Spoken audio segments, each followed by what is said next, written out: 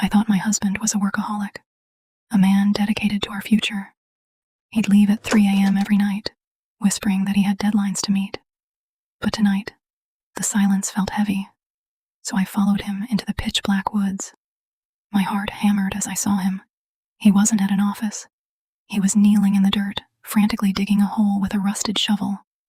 I crept closer, gasping as the moonlight hit the pit. There was no body inside, only the silk pajamas I had lost yesterday. He picked them up, pressed them to his face, and inhaled deeply. Almost there, he whispered to the empty air. Soon, you'll finally be her again. I thought I was alone in the house while he was away. I stepped into the bathroom, the steam from the shower clouding the air. But as the fog settled, a chilling message appeared on the mirror. Save me. My breath hitched. Suddenly, my phone buzzed. A video call from my husband. I answered, trembling. He was smiling, but the background behind him wasn't an office. It was the exact gnarled tree standing right outside my bathroom window.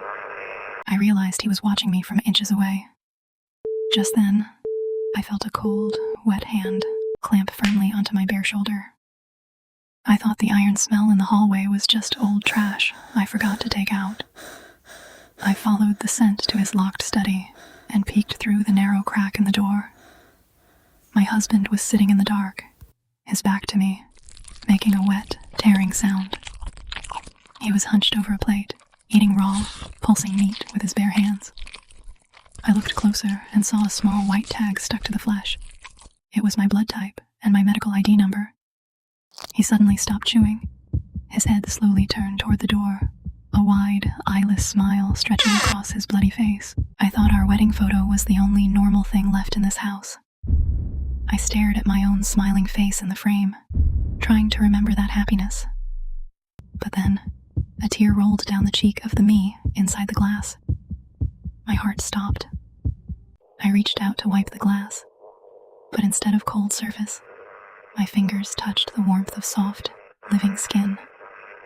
The woman in the photo blinked, her eyes filled with pure terror. Before I could scream, a withered gray hand erupted from the white lace of her dress, grabbing my wrist and pulling me toward the frame. I thought the daily pills he gave me were just vitamins to help my fatigue. But this morning, I dropped one, and the capsule cracked open. Inside, hidden among the powder, was a jagged, yellowed piece of a human fingernail. My stomach turned. I grabbed the bottle and peeled back the pharmacy label. Underneath, in his sharp handwriting, it read, Subject 13, Memory Inhibitor. I heard his footsteps on the stairs, heavy and deliberate. The door creaked open, and he stood there with a fresh glass of water, his voice terrifyingly calm. I saw you dropped your supplement, darling. Don't worry, I brought you a replacement. I thought my neighbor was just a nosy old man until he cornered me at the fence today. He didn't say hello. He just slipped a crumpled piece of paper into my hand. It was a funeral invitation from exactly 3 years ago. My funeral. The cause of death was listed as sudden cardiac arrest, and the primary mourner was my husband. My hands shook so hard, the paper fell. He's done this before, the neighbor whispered, his eyes darting around. I looked up at our second-floor window. My husband was standing there, holding a long silver needle, staring down at us with a look of absolute hunger. I thought those audio files on his phone were just old songs. I clicked play, expecting music, but instead, I heard my own voice screaming in agonizing pain. Please, don't sew it. It hurts too much, the recording begged. My blood ran cold as I realized the background noise was the rhythmic clicking of a heavy-duty sewing machine. I felt a strange, itching sensation along my spine. The recording ended with a chilling whisper that didn't come from the speakers. Don't look back, my love. I've already attached myself to you. I thought my bedroom was a sanctuary, but tonight the air felt foul. I pulled back the heavy mattress and gasped. Hidden in the wooden frame was a row of surgical scalpels, stained with dried, dark blood. I noticed a tiny, perfectly round hole drilled through the floorboards right where my head rests. I pressed my eye to the gap, looking down into the darkness of the basement. A pair of bloodshot, unblinking eyes was staring straight back at me from the abyss. He wasn't sleeping in the guest room. He was watching me sleep from underground. I thought our cat had caught a stray rat when I heard the wet, choking sounds in the kitchen. I turned on the light and saw her coughing up a massive, matted clump of long, dark hair. As I reached down to clean it, my heart stopped. The hair was still attached to a jagged piece of human scalp. Tangled in the mess was the pearl hair clip I had lost on my birthday last year. My husband walked in, picking up the cat with a terrifyingly gentle smile. "She's almost finished her meal, darling. You shouldn't interrupt her." I thought I was finally escaping this nightmare as I floored the accelerator, driving away from the house. But the GPS began to glitch, the screen glowing a violent red. No matter which way I turned, every road sign was replaced with a single word: my name. The car doors locked with a heavy thud, and the radio crackled to life with his distorted voice. Destination reached. Welcome home, my late wife. I slammed on the brakes, but they were dead. The car was hurtling at full speed toward an open, empty grave. I thought the patrol officer would save me when I ran toward his flashing lights. I begged for help, clutching his sleeve, but when he tipped his hat, I froze. He had my husband's exact face. I backed away, looking at the crowded sidewalk, and realized every single man on the street, the baker, the jogger, the postman, they all shared that same hollow expression. They all had his face. 100 versions of my husband stopped what they were doing and pointed their shovels at me in unison. I was trapped in a city of clones. I thought the basement was just a storage space for old junk. But behind the heavy steel door, I found rows of glass jars, each containing a perfect waxen mold of my facial features. In the center of the room, a half-finished body lay in a tank of green fluid. Suddenly, the creature opened its eyes, my eyes, and pressed its hands against the glass, mouthing the word, "Run." I touched my own cheek and screamed. My skin felt cold and rubbery, and I realized my own face was beginning to melt away. I thought this diamond necklace was an anniversary gift to show his undying love. But as I wore it, I felt a heavy, rhythmic thumping against my collarbone. I opened the silver pendant and found a tiny, raw human heart pulsing inside. It beat in perfect, terrifying sync with my own chest. My husband held up a small black remote and clicked a button. My heart stopped instantly, the world turning black as I collapsed. "This life isn't yours, number 13, he whispered. "It's just a temporary loan until she returns." I thought the closet was full of out-of-season coats until I pushed them aside. Behind the fabric, 5 mummified bodies stood like mannequins, all preserved in wedding dresses.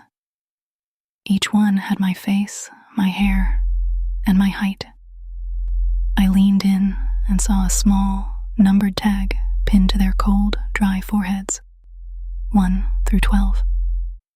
Trembling, I reached around to the back of my own neck. My fingers brushed against a small, sticky piece of paper. I pulled it off and read the typed words. "Number 13, final prototype, ready for disposal." I thought he was looking into my eyes with passion, but his gaze was cold and clinical. He approached me with a long steel needle and a spool of blue silk thread. Her eyes were a deeper shade of sapphire, he murmured, pinning me against the chair. I clawed at his hands, accidentally tearing the skin on my own arm, but I didn't bleed red. A thick, glowing blue synthetic fluid began to leak from the wound. He laughed, a sound of pure madness, Did you really think you were a human being? I thought this was my personal diary, the only place I could hide my secrets. But as I turned to the last page, the ink was fresh and the handwriting was his. Subject 12 failed to integrate the memories at day 400, scrapping the project. I looked at the calendar. Today was day 400. A heavy knock echoed through the bedroom door. I know you've read it, number 13. His voice was dangerously close. Are you ready to be recycled, or should I just bury you like the others? I thought the kitchen sink was just clogged with grease again, but as the water backed up, a thick, dark blood began to rise, swirling until it formed a human face in the basin. The face opened its mouth, screaming silently. He put a zipper on your spine. Run before he unzips your soul. I spun around, reaching for my back, and felt the cold, jagged teeth of a metallic zipper hidden under my skin. It was already halfway open, and I could feel the cold wind blowing through my empty ribcage. I thought my husband was relaxing on the sofa, watching the evening news, but when I walked closer, I realized the man sitting there was a headless suit, holding a lukewarm cup of coffee. His head was sitting in the middle of the dining table, its eyes tracking my every movement. "Darling," the head spoke, its jaw clicking unnaturally. "I'm having trouble organizing our memories. Come closer and let me sew my childhood dreams into your frontal lobe. It won't hurt. Much." I thought my dog was barking at a burglar in the yard, but when I followed him, he stopped and looked at me with eyes that were terrifyingly human. He opened his mouth and spoke my first love's name in a perfect imitation of his voice. I felt a sudden, agonizing itch all over my body. Fur and sharp claws began to erupt through my skin as my bones shifted and cracked. My husband stepped out from the shadows, holding a heavy iron leash. "Good girl, number 13. You're much more obedient as a beast." I thought I was calling the emergency hotline to save my life, but the operator who answered had my voice, and she was screaming in pure agony. "Don't trust the mirror. He's inside the glass," she shrieked before the line went dead. I slowly looked toward the vanity mirror.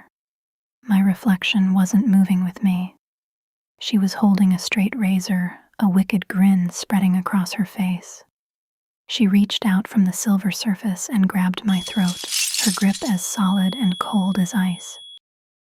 I thought the sun was finally rising to end this long night, but as the light hit the sky, the clouds flickered and turned into a giant, purple, digital screen.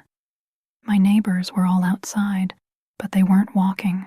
They were repeating the same 3-second loop of digging in the dirt. I realized the entire world was just a simulated cage. My husband walked through the brick wall of our house, his pixels glitching and tearing. "The experiment is over, number 13. You survived longer than the others. Ready for a hard reset." I thought the kitchen freezer was just full of meat for dinner. But inside the frozen drawers, I found hundreds of plastic bags, each containing a different ID card with my name. Every photo showed a face that looked slightly more distorted than the last. I reached for the bag at the very back. It contained a pulsing lump of raw, gray brain matter. The brain began to vibrate, whispering my most private childhood secrets in a voice that sounded like static. It wasn't my memory. It was a pre-recorded script. I thought he was just being affectionate when he grabbed my wrist, but then I felt the sharp sting of a USB drive being forced into a port hidden under my skin. A blue progress bar appeared in my field of vision. Personality transfer, 90% complete. My body suddenly stiffened, and I began to perform a perfect ballet routine I had never learned in my life. I was crying, but my face remained frozen in a graceful smile. He watched me dance, sobbing with joy. "She's almost back. I can feel her. I thought I had finally reached the edge of the forest to find help, but as I ran, I slammed into an invisible glass wall that stretched into the clouds. Beyond the glass, I saw a giant laboratory filled with scientists the size of skyscrapers, all staring down at me with clipboards. One of them leaned in, his voice booming like thunder through the sky. It was my husband's voice. Subject 13 has reached the perimeter. Terminate the simulation and prepare the needles for the next batch.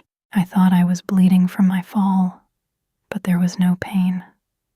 I looked down at my shattered knee and saw white industrial cotton and tangled copper wires sticking out of the wound. I didn't have bones, just a rusted iron frame and leaking hydraulic fluid. My husband walked toward me, his face devoid of emotion as he loaded a heavy-duty staple gun. You were always a bit fragile, number 13. Don't worry, I'll staple your skin back on. We can't have you leaking before the guests arrive. I thought I heard a ghost crying in the basement late at night.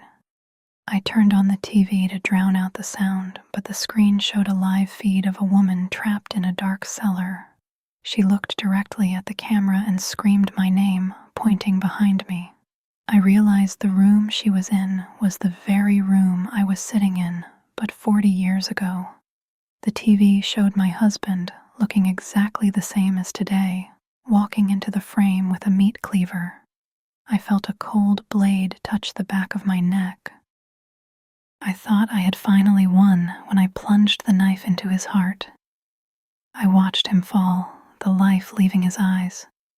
But as I looked closer, his face began to melt and reshape, turning into my own dead features.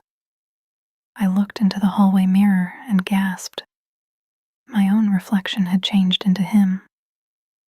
I was wearing his suit, holding the bloody knife in his hand. The front door opened, and I heard my own voice calling out from the foyer. Honey, I'm home. Did you miss me today? I thought the safe in his office held our life savings. But when I cracked the code, I found a jar filled with human eyes, each one floating in a clear preservative. They were labeled by year. 2023, too curious. 2024, too rebellious. 2025, defective soul. He stood in the doorway, the light from the hallway casting a long, dark shadow over the jar. The eyes are always the hardest part to get right, he whispered. But yours are perfect for her. Let's get started, number 13. I thought I had finally escaped through the back gate, running until my lungs burned. But as the clock struck 3 a.m., the world blurred and spun. Suddenly, I was standing back in the yard, holding the same rusted flashlight. I watched my husband emerge from the back door, carrying the same shovel he used every night. He looked at me, an expression of profound boredom on his face. This is the 99th time you've tried to run, number 13. Don't you realize? There is no outside for things like you. I thought I was finally safe when I woke up in a pristine, white hospital bed. The nurse smiled at me, telling me the brain transplant was a total success. I felt a surge of relief. The nightmare was over. I reached for a mirror to see my face. But as I looked into the glass, I didn't see myself. I saw the woman from the old wedding photo, the original wife. The nurse leaned in and whispered into my ear, "Welcome back, Mrs. Miller. It took 13 tries, but we finally got you a body that fits."